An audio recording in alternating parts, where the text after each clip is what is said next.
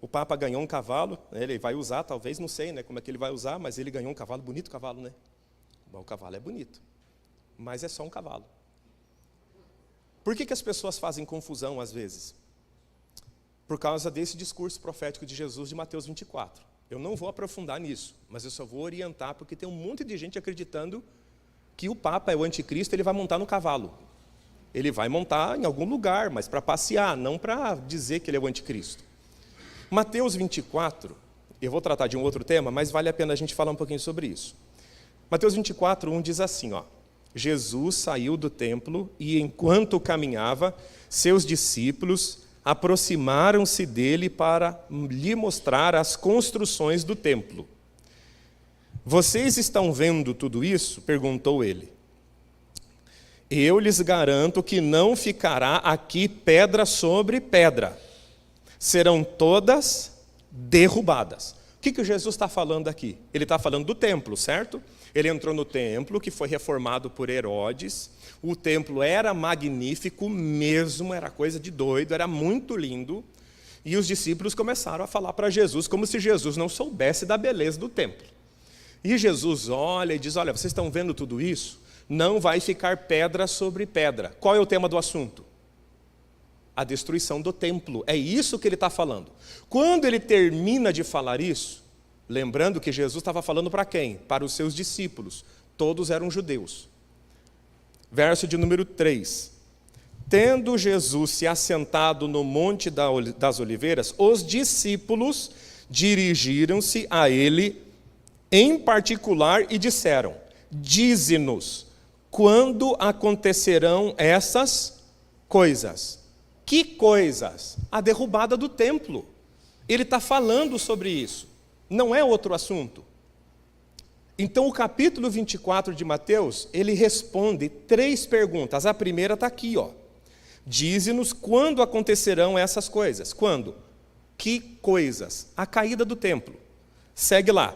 E qual será o sinal da tua vinda? Segunda pergunta. Qual será o sinal da tua vinda?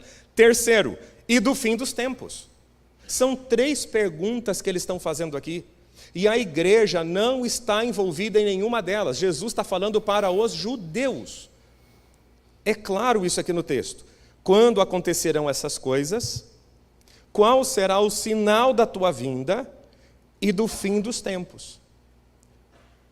O que está faltando aqui para ser algo para a igreja? Que Paulo fala. Quem lê a Bíblia aí? Pensa um pouquinho. Quando que o templo vai cair? Quando acontecerão essas coisas? Qual será o sinal da tua vinda?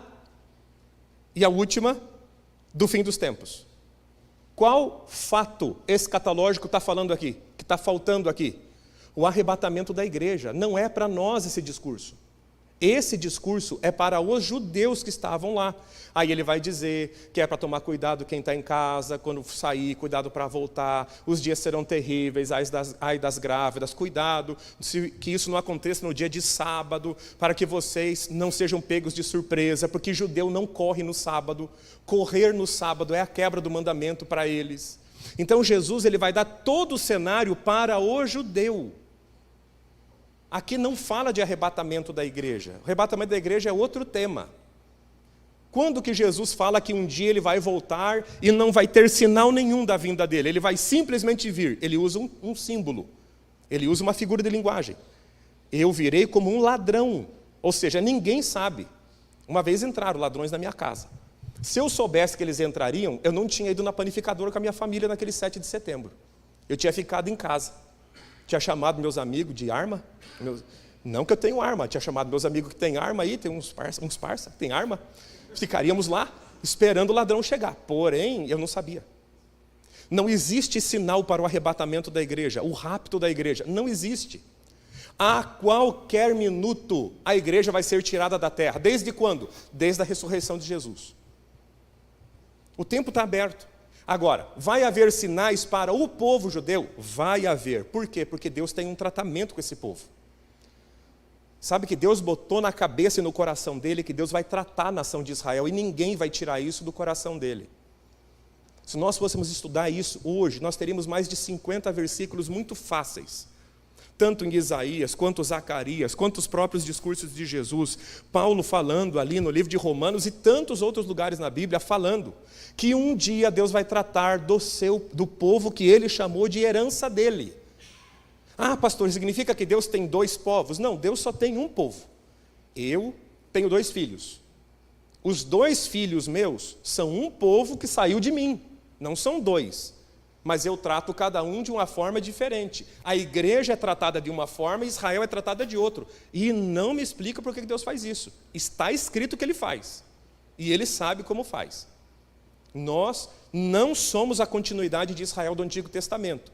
Nós fomos enxertados enquanto Israel foi cortado. Nós não somos a continuidade de Israel. Deus vai tratar com eles. Quando? Quando a igreja sair desse mundo. Aí chegou a plenitude dos gentios, a igreja vai para as alturas e não fica lá mais do que 7 anos, a gente não vai morar no céu eternamente. A gente vai ficar num evento chamado as Bodas do Cordeiro, é lá que nós vamos ficar, lá vai acontecer o tribunal de Cristo, onde Ele vai pesar as nossas obras e a nossa semeadura nessa terra e vai nos dar uma coisa chamada galardão. Isso acontece lá, 7 anos. Do capítulo 6 até o capítulo 19 de Apocalipse. A terra está debaixo do governo do anticristo, entre aspas, e a terra está sendo tratada por Deus. Deus está tratando da nação que Ele escolheu para trazer o Messias no mundo. Amém, gente? Quando que o anticristo vem? Segundo Paulo, quando o que detém o anticristo for tirado, o homem da iniquidade vai aparecer. O homem da iniquidade, que é o anticristo, ele não vem enquanto a igreja está aqui.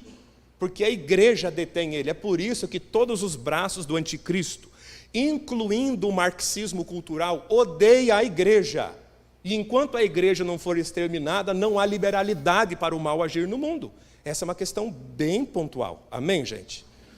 Então, não olhe para esses sinais dizendo assim, olha, o cavalo branco de Apocalipse está lá, nós vimos, o Papa ganhou. Não tem nada a ver uma coisa com outra. Se tudo der certo para você e para mim, nem o anticristo a gente vê. Amém, gente? Se a gente for arrebatado, nem ele a gente vai ver. Então é assim que funciona. Pastor, esse texto de capítulo 24 de Mateus, então ele é para os judeus? Ele está cheio de elementos judaicos aqui. Fala do sábado, fala do templo, fala das leis do sábado, inclusive não correr e etc. e tal. Tudo isso não tem nada a ver para a igreja. A igreja é o irmão mais novo. Amém? A igreja é o irmão mais novo da parábola, mas depois a gente fala sobre isso. Nessa noite eu quero falar um pouquinho sobre o engano. Eu quero ministrar um pouquinho no seu coração, 20 minutos, 25 minutos,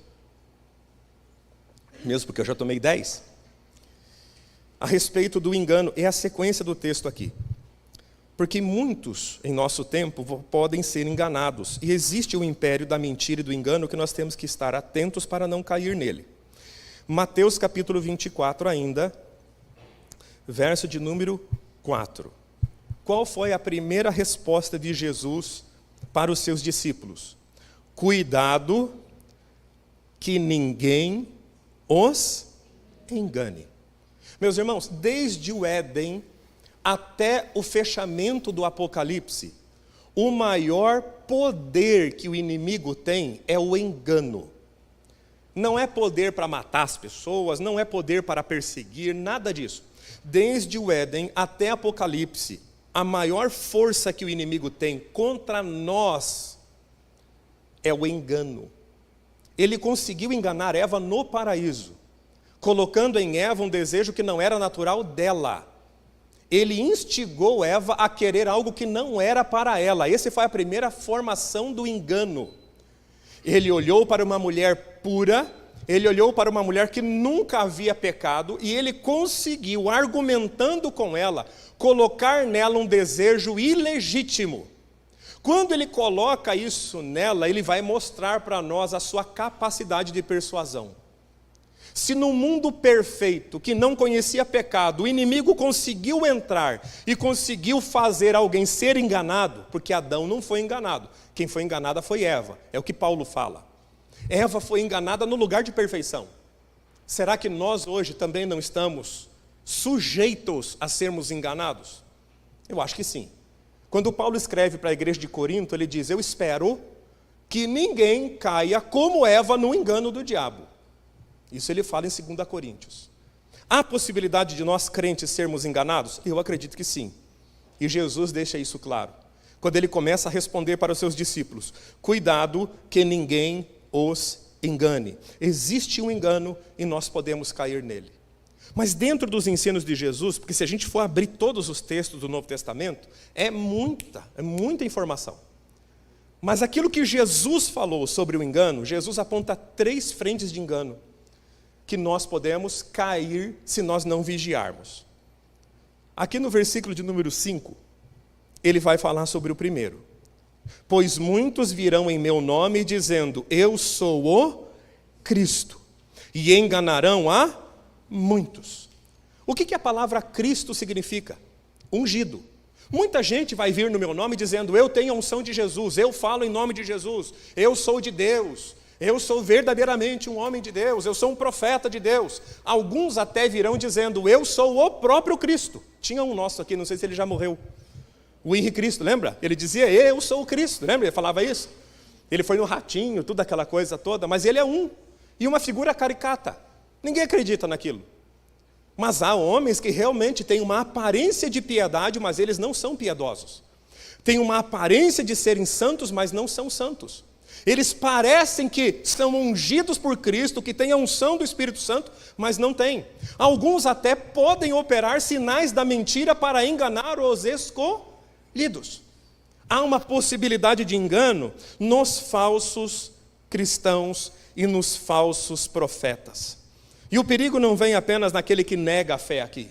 E aqui é que é o problema. Eles não estão lá fora da igreja que eu estou falando, eles não estão fora. Os falsos profetas nunca estão fora. Eles estão dentro. E aqui nós temos que exercitar o nosso discernimento da palavra de Deus. Não há como um falso profeta não se auto-intitular crente ou salvo. Porque não dá certo. Para enganar, para ser um falso, eu tenho que estar no meio dos originais. Eu tenho que estar no meio. Só que as minhas ações, as ações dos falsos vão mostrar quem eles são de verdade. Porque o verdadeiro crente, ele fala e ele faz a mesma coisa. Não há dissonância naquilo que ele fala, na vida que ele leva. Ele não fala como um cordeiro, o falso crente, o falso profeta, ele não fala como cordeiro e vive como cordeiro. Ele fala como cordeiro e vive como um leão. Ele é diferente, ele vive como um lobo. Ele tem intenções malignas por trás. É o joio no meio do trigo, que nós não temos autoridade para arrancar. Só Jesus vai poder arrancar o falso no meio do verdadeiro. E no meio de tudo isso, como que a gente seguia? Pelo poder do Espírito Santo e pela palavra escrita. Deus nos deu uma palavra. Os falsos profetas têm um modus operandi. Eles torcem a palavra. Eles negam a divindade de Jesus. Não somente em palavras, mas em obras. Porque se eu falo que Jesus é santo, mas vivo em pecado, eu estou negando a santidade dele. Eu estou enganando. Essa é a arte da mentira. Eu falo uma coisa e vivo outra. Não é assim que o mentiroso vive? A Bíblia diz que quem mente é filho do diabo. Mesmo com o microfone na mão, mesmo pregando numa igreja. Se ele mente, ele é filho do diabo. E nós nos direcionamos como? Pelo Espírito Santo e pela palavra de Deus. Mas qual é o objetivo desse tipo de engano? Por que o inimigo lança isso? O que ele quer quando ele semeia joio no meio do trigo? Esfriar a tua fé. Ele quer que os escândalos venham, para que eu e você, olhando para os escândalos dos falsos, digamos assim: realmente, eu acho que tudo é enganação mesmo. Esse negócio de crente é tudo picaretagem. Não, esse negócio aí, é só da boca para fora. O objetivo desse primeiro engano, dos 3 que Jesus vai falar nos evangelhos, é fazer você parar de fazer o que você deve fazer. É fazer você desanimar. É fazer você olhar todos e colocar todos no mesmo balaio. No mesmo balaio. É a maldita da generalização. Se um não presta, ninguém presta. Só que veja, isso só é usado contra nós cristãos. Eu nunca vi uma faculdade de medicina fechar porque teve um médico que vendeu uma prótese errada, fraudulenta. Ou porque passou um remédio porque era pago pela farmacêutica para receitar aquele remédio. Ou porque ele comprou o diploma em algum lugar e ele era um falso médico. Eu nunca vi um conselho de medicina ser cortado por causa disso. Também nunca vi um contador, ou um administrador, ou um policial acabar nas suas classes de trabalho porque teve gente que era desonesto no meio. Mas o engano ele é tão sutil que para a igreja o diabo consegue vender a ideia. Se um não presta, ninguém presta. Então não vale a pena jejuar, não vale a pena orar, porque se aquele fazia isso, ou dizia que fazia, fez tal coisa, foi apanhado com outra mulher, foi apanhado em adultério, então tudo é mentira. Se você pensa assim, você está enganado. E a Bíblia diz, conhecereis a verdade e a verdade vos libertará. O engano é sedutor, ele não é grotesco. Ele se disfarça de verdade. E é por isso que Deus nos deixou uma Bíblia inteira nas mãos. Nós somos uma geração abençoada. No nosso celular nós temos disposição de ter mais de 200 Bíblias ali. Nós somos uma geração que tem tudo na mão. Como diziam os antigos lá de Minas Gerais, nós temos a faca e o queijo na mão, é só cortar e comer. Está na mão. Nós temos acesso. Se a gente acha que uma versão da Bíblia é muito complicada, pega uma Almeida revista e corrigida, é muito complicada, a gente tem a NVI que é melhor. Se a gente ainda não entende a NVI, a gente tem a nova tradução na linguagem de hoje. A gente pode pesquisar na internet, a gente pode conversar com os outros. Antigamente você tinha que ligar para alguém para conversar. Hoje em dia, quando liga o telefone, a gente até assusta, né? É a Claro, a TIM ou a Vivo ligando, oferecendo alguma coisa para nós. Né? Eu coloquei um negócio no meu celular para bloquear isso aí. Me bloquearam 34 ligações em meio período na segunda-feira. Pensa, isso é tortura psicológica se eu fosse atender tudo isso. Mas eu não devo nada para ninguém, é só oferecendo plano mesmo. Nós temos facilidade de mandar um WhatsApp, não entendi tal parte da palavra. Pode me explicar esse texto? Em 30 segundos a mensagem vai. E assim que possível a mensagem retorna com o ensino. Nós somos uma geração indesculpável de sermos enganados por falsos profetas. A palavra de Deus é a verdade, é por ela que nós nos guiamos. Amém, gente? Esse é o primeiro engano. O segundo engano, é muito comum, é o engano das riquezas e das preocupações. Mateus 13. Parábola do semeador. Uma das sementes caiu em terreno cheio de espinho.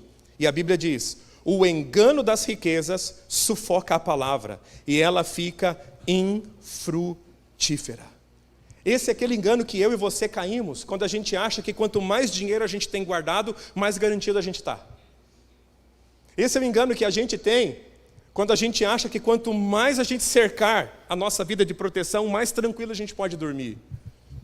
E eu não estou falando contra você juntar, apesar de que isso daria uma pregação inteira. Porque Jesus mandou a gente a juntar no céu. Mas eu não vou falar sobre isso agora. Eu simplesmente não acho errado, diante da conjuntura da palavra, você ter reservas de emergência. Você se planejar, você investir, você lançar o seu pão sobre as águas e lá na frente pegar de volta, por investimento, por investir em pessoas, seja qualquer tipo de investimento que vai trazer dinheiro a mais para você. Mas nós temos que tomar cuidado para que a nossa segurança não esteja nisso. E aqui que está o problema. O engano de achar que quanto mais eu ganho, mais eu estou garantido. Não é assim que funciona. Não é assim que funciona. Se nós não cuidarmos, o Deus Mamon, que é o único Deus que concorre com Deus, o Deus verdadeiro, é Mamon, o Deus riqueza. Não significa que quando a Bíblia fala assim, que nós não podemos servir a dois senhores, ou servimos a Deus, ou nós não podemos servir a Deus e a Mamon ao mesmo tempo. Esse Mamon é uma palavra hebraica, não é apenas dinheiro que ele está falando ali. É o poder e as atrações e as facilidades que o dinheiro trazem. Isso pode ser adorado por nós. Esse é o problema. Não é ganhar mais, é o que representa ganhar mais é que seduz a gente. E se a gente não tomar cuidado, a gente vive nesse engano. Porque se Deus não vigiar a cidade, em vão vigia o sentinela. É em vão. Se Deus não estiver na frente, guardando a tua vida, não é o teu seguro de vida que vai te guardar. Se Deus não está na frente te guardando, não é o aparato instrumental que você tem. Não é a tua conta bancária, mais a soma dos seguros que você faz, mais a soma do seu plano de saúde, mais a soma da sua alimentação, não é isso que vai te garantir. É bom fazer? É bom fazer. Agora, apoiar-se nisso é pecaminoso. E esse é um engano que Jesus diz, olha, cuidado. O engano das riquezas sufoca a palavra de Deus. E isso é tão sutil que a gente pode trazer para o altar e santificar o pecado. Usando Deus como um meio de nós conseguirmos apenas um crescimento econômico. Não foi isso que muitas igrejas fizeram na década de 90? Com aquilo que nós chamamos da maldita teologia da prosperidade? que quanto mais santo você for, mais rico você vai ser, e que a riqueza material é o sinal clássico de que Deus está com você? E não é. Não é verdade isso. Eu fui criado nessa doutrina no sentido de que eu tinha 6 anos quando ela veio para o Brasil. Eu, como comecei a frequentar a igreja desde pequenininho, eu vi isso acontecer. Eu vi isso acontecer e infiltrar-se de uma forma tão sutil. Aí começa-se a usar versículos apenas para garantir bênçãos financeiras. Mas Deus não garante, Ele não abençoa os seus servos, Ele abençoa. Buscar em primeiro lugar o reino dos céus e a sua justiça. E todas estas demais coisas vos serão acrescentadas. Estas demais coisas do texto, o que é? O que comer, o que beber, o que vestir. Ah, mas Deus abençoa economicamente os seus servos? Sim, abençoa. Essa é a marca de que Deus ama aquela pessoa? Não. Tem irmãos nossos na Nigéria sendo caçados como animais. E eles são santos. Há irmãos nossos na Coreia do Norte que trocam o punhado da ração diária. Na Coreia do Norte, você ganha uma ração equivalente a um punhado. Como se fosse um punhado de arroz. É a tua comida diária. O que muitos irmãos nossos estão fazendo para ganhar almas lá? Eles estão abrindo mão da sua ração diária para ganhar confiança de outras pessoas, para poderem pregar o evangelho e não serem denunciados. Eu vou dizer que esses irmãos da Coreia do Norte, eles são não santos? Porque eles não têm tanto dinheiro como eu e você? Não. Então tem uma falha lógica no pensamento. Se Deus ama só quem tem dinheiro, todos os que não têm dinheiro não são amados por Deus. Não tem lógica. Nem se você for pegar a filosofia, que para mim é uma coisa básica. Nem se você for pegar a lógica aristotélica, do que é a lógica do pensamento. Esse tipo de teologia não encaixa. Quando Deus nos abençoa, o que a gente faz? A gente agradece, a gente louva. Mas a gente não se ensoberbece. Nós não podemos cair no engano das riquezas. O engano das riquezas sufoca a palavra e ela fica infrutífera. Eu nunca trabalhei em hospital, mas dos que trabalham no hospital, que eu conversei até hoje, as últimas palavras de quem está morrendo nunca foi: poxa, eu deveria ter feito uma pós-graduação e ter ganho mais. Nunca é. Sandra está sempre no hospital, né, Sandra? Nunca. São outros valores que surgem diante da morte. Outros. Tem muito mais a ver com a eternidade, com a vida, com a maneira como a pessoa tratou as pessoas em volta dela, do que dinheiro. O dinheiro vai ficando em outra escala. Porque quando a pessoa está no leito de morte, quase morrendo, esse engano não tem efeito sobre ela, porque ela sabe que ela não vai levantar dali mais. E o efeito do engano cessa, porque ela sabe que ela vai morrer. Ela sabe que ela vai partir. Não podemos cair nesse engano. E o terceiro engano, para fechar o raciocínio da noite. Essas consequências desses enganos, né? Na verdade é uma consequência desses enganos. Crer em falsos cristos nos leva a perder o discernimento espiritual, falsos ungidos. Afastar-nos da verdade, nos esfriar no amor, perder aquela pegada espiritual de orar, de ser alegre na igreja, de adorar a Jesus. A gente perde isso, de tanto ver escândalo, e vai piorar. Jesus nunca falou que vai melhorar. Tem uma turma, chamada esse pessoal da teologia da prosperidade e tudo mais, eles acreditavam na rendição das nações a Cristo. Jesus nunca disse que isso aconteceria. Ele disse que o cerco ficaria menor e haveria um remanescente fiel. Nunca ele disse que ganharíamos a nação inteira para Jesus. Nós declaramos que a nação brasileira ainda vai conhecer mais Jesus, mas sem a utopia de achar que todo mundo vai se converter. Ele não prometeu isso na palavra. E eu não posso inventar uma promessa de Deus no meu coração e lutar por ela. Deus não tem responsabilidade por aquilo que Ele não falou que vai fazer. Esses dias meus filhos quiseram me enganar. Não sei se os seus tentam enganar você de vez em quando. A Josi estava fora de casa, até a pastora Josi não está aqui, que ela está ministrando em outra igreja hoje, mas ela estava fora de casa e eles tentaram fazer uma jogada comigo. Eu tinha dito que eles não iam assistir televisão. Aí de repente passou um tempo, um perguntou assim: mas eu posso assistir televisão? Eu falei: eu já falei com você, agora vai lavar a louça. Aí ele foi. Quando ele terminou de lavar a louça, ele sentou na televisão, assim, na frente da televisão, ligou. Eu falei: o que você está fazendo? Ué, eu perguntei se eu podia assistir televisão, você falou que era para lavar a louça. Eu entendi que depois de lavar a louça eu podia assistir televisão. Eu falei: olha, rapaz, usa essa inteligência para outra coisa, né? Entendeu a sacada de mestre? Isso acontece nas casas de vocês, com outras palavras, de outro jeito, mas acontece.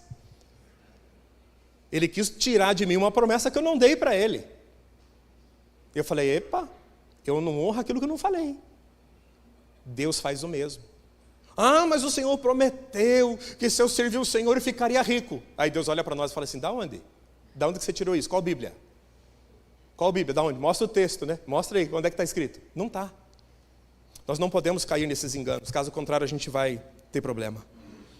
Homens que buscam sinais em vez da verdade, são homens, isso está escrito também no discurso escatológico de Jesus, mas serve para nós. Buscar sinais. Ah, então, se realmente acontece um sinal miraculoso, eu vou crer em Jesus. Os judeus tentaram essa.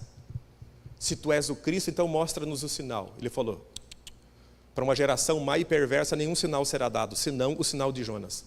Qual era o sinal de Jonas? Eu vou morrer, ficar 3 dias morto e ressuscitarei. Esse é o sinal de Jonas. Mas nós vemos sinais da presença de Deus? Vemos. Mas não botamos Deus na parede para que Ele faça. A nossa fé não se baseia nisso. Nós temos uma fé sólida. Amém, gente? O auto-engano religioso é outro, gente. Senhor, em teu nome, expulsamos demônios, falamos em novas línguas, o auto-engano da falsa salvação. É estar na igreja, mas não ser discípulo de Jesus. Isso leva a pessoa a ter a falsa sensação que ele é salvo. Mas eu vou no culto. Mas eu estou lá, faz parte da nossa fé. Semana que vem tem ceia. Eu ceio na igreja, faz parte da nossa fé. Mas o que me caracteriza como filho de Deus? Eu obedeço a Deus em todo o tempo. Mesmo que me doa. Mesmo que eu perca amigos.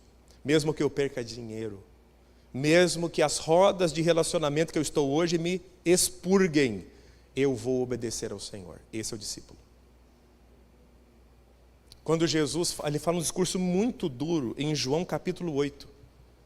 Os judeus que criam nele ouviram um discurso, aquela, conhecereis a verdade vos libertará. Jesus está colocando os judeus que eram crentes na parede.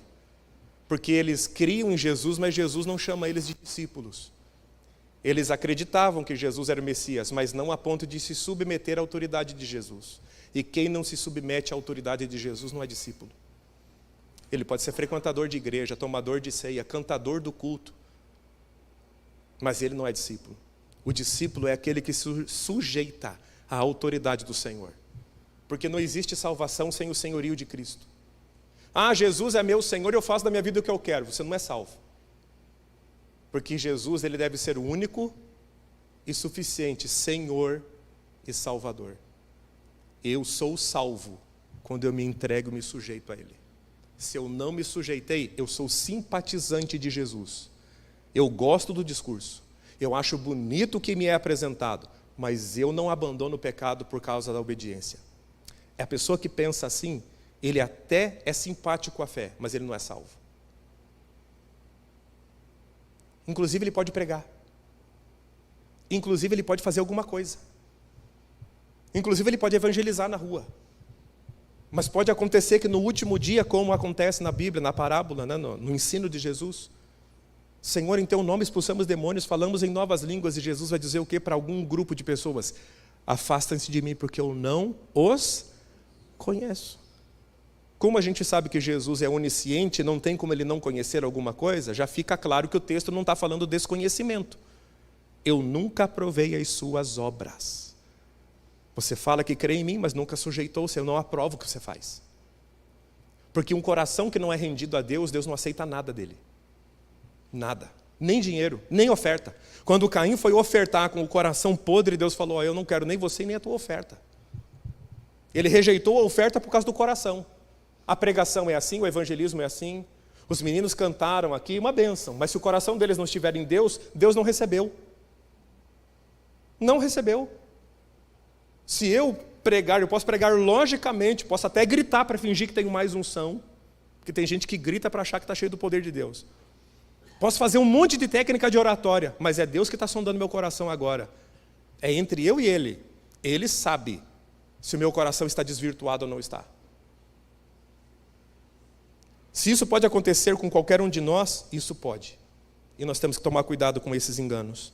Quando é que o engano é desfeito? Por causa do relacionamento. E conhecereis a verdade, e a verdade vos libertará. Mas não é o conhecimento grego. Eu sei intelectualmente quem é Jesus. Não. Para um judeu, foi Deus que formou a mentalidade judaica. Para um judeu, conhecer é relacionar-se. Ele tem que andar com Deus. A Bíblia diz, Adão conheceu Eva e gerou Caim. Conhecer é relacionamento, é andar com Jesus, não é um conhecimento intelectual. Porque eu posso não saber nem ler e nem escrever, e posso ser íntimo de Deus e posso conhecê-lo. Enquanto eu posso saber ler muito bem, ter muitos diplomas, como eu vi muitos colegas fazer isso. Doutorado, grego, hebraico, como se fala português. E a vida toda destruída. Conhecer a Deus é andar com Ele. Quando Jesus diz para os discípulos, para os judeus crentes, e conhecereis a verdade e a verdade vos libertará, Ele está falando, anda comigo. E as palavras que eu ensino vão libertar você desse engano de achar que você é cristão e não é. Amém, gente? Quando nós conhecemos o Senhor, nós abandonamos todo o engano. Jesus disse, eu sou o caminho, a verdade e a vida. As minhas ovelhas ouvem minha voz, em João capítulo 10, e eu as conheço, e elas me seguem. Eu quero orar com você nessa noite, diante dessa palavra. Se você puder, fica de pé, você já está um tempo sentado. Fica de pé no seu lugar. Eu quero convidar você a orar. De forma alguma eu subi nessa plataforma, nesse altar nessa noite, para julgar qualquer um. Eu só vim aqui com um intuito, ensinar a palavra de Deus. A minha missão de vida é ensinar a palavra de Deus. É a responsabilidade que Deus me deu. Eu aprendo, eu ensino. Eu aprendo, eu ensino. Eu vivo, eu ensino. Muitas pessoas estão vivendo debaixo do engano. Do engano de ser um falso crente. Do engano das riquezas, do bem material, dos bens materiais. Do engano da sedução desse mundo. Do engano que o Senhor nos precaveu nessa noite, tanta gente cai nisso. O engano de si mesmo. Nem todo que me diz Senhor, Senhor entrará no reino dos céus. O engano da riqueza. O engano de crer em falsos profetas e botar confiança ali no sentido de ver um escândalo por ser um falso pastor, um falso mestre, abandonar a fé. Muitos virão no nome do Senhor. Muitos virão. A internet acelerou tanto o processo depois da pandemia. Há tanta gente que simplesmente por um like, por uma visualização, tem vendido o evangelho, são os profetas do Pix. É lamentável. Mas não é só para você, para mim também é. É triste. É triste ver o que está acontecendo, mas nós não precisamos nos render a isso, amém, gente? Nós somos inteligentes, nós temos o Espírito Santo de Deus. A nossa fé é racional, no sentido de que nós temos a Bíblia para nos direcionar.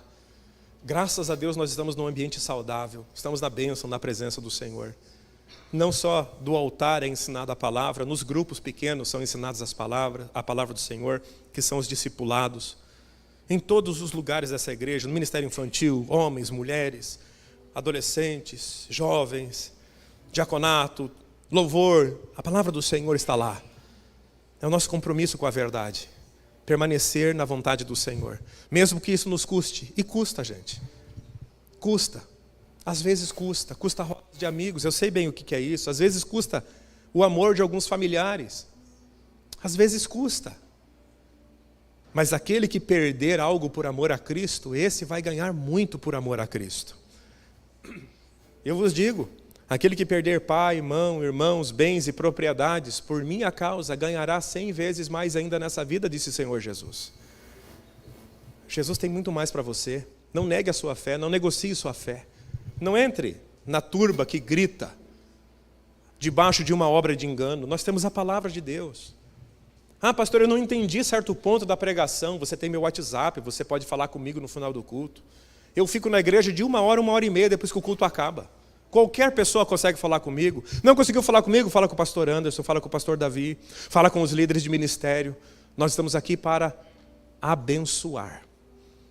Abrindo as Escrituras e falando dela, do amor do Senhor, da graça do Senhor. E hoje nós estamos falando a respeito do engano.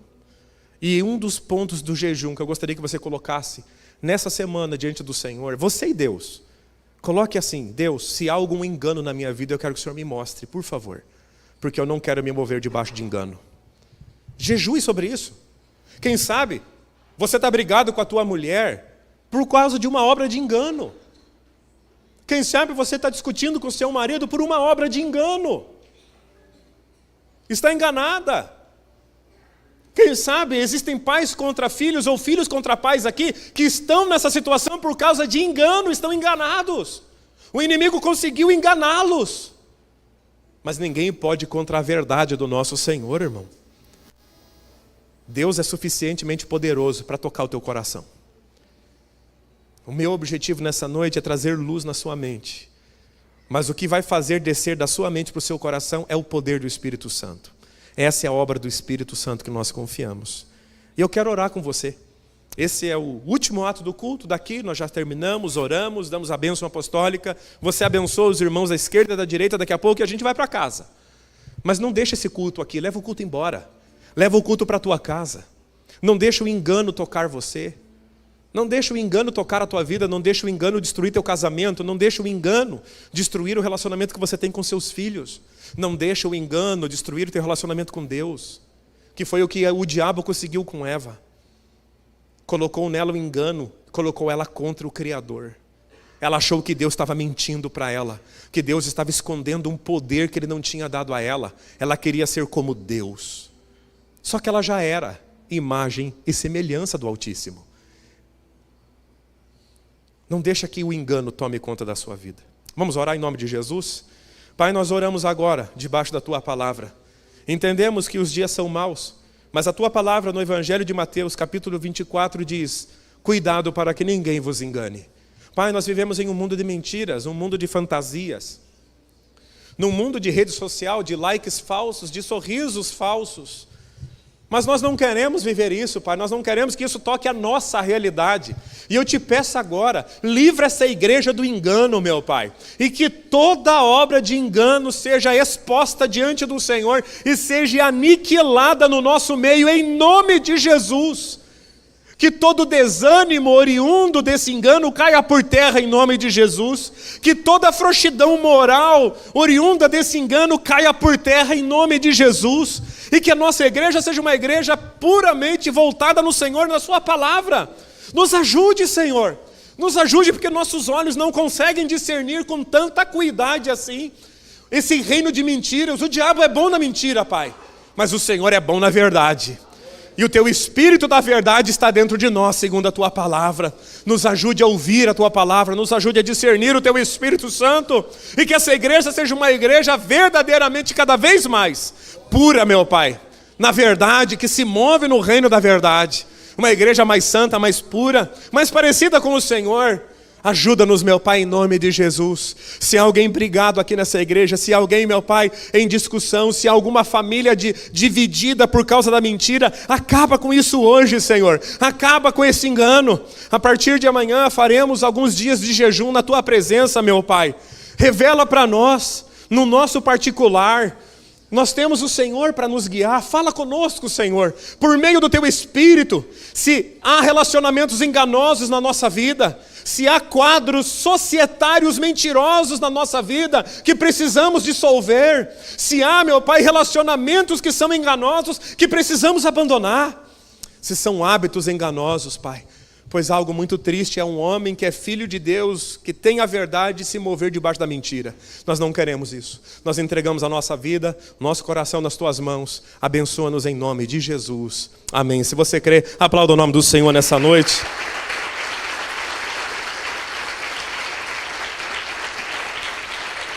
Glória a Deus. Debaixo da bênção do Senhor, abençoa 3, 4 pessoas perto de você. Diga para ele que foi uma bênção adorar o Senhor aí.